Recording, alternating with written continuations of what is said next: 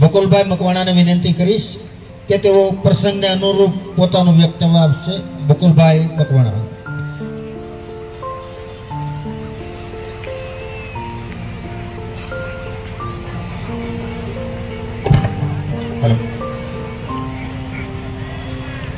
શ્રી તળપદા કોળી જ્ઞાતિ ટ્રસ્ટ દ્વારા સમૂહ લગ્ન નું આયોજન આજે 81 નવ દંપતીઓ પ્રભુતામાં પગલા જે પાડી રહ્યા છે તે નવ દંપતી તમામને મારી દિલથી શુભેચ્છા.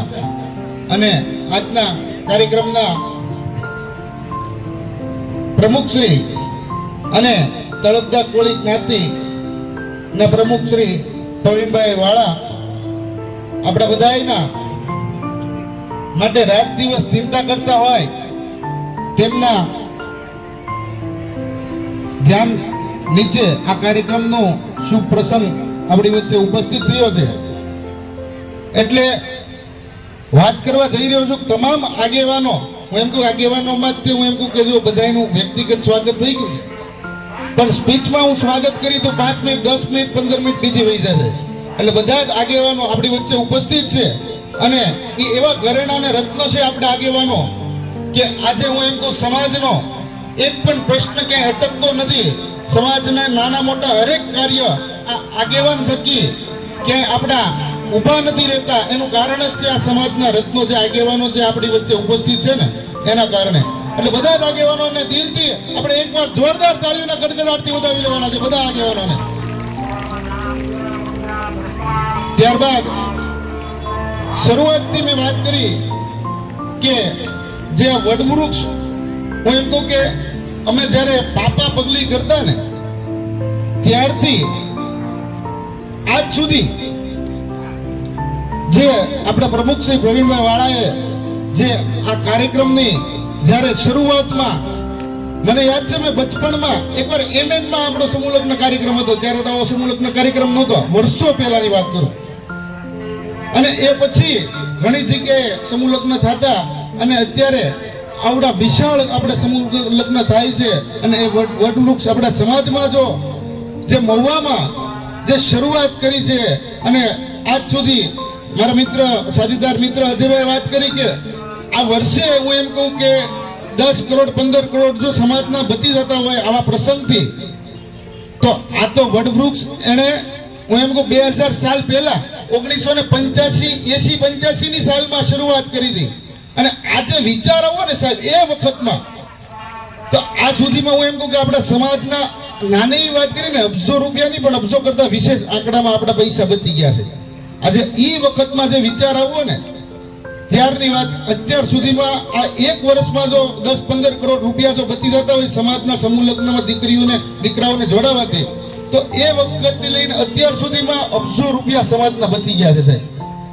એટલે એ પ્રમુખ શ્રીને આપણે દિલથી એકવાર વધાવી લેવાના છે. જોરદાર તાળીઓના ગડગડાટથી વધાવી લેવાના છે કે એ સમયમાં આ વિચાર આવવો બહુ મહત્વનો છે.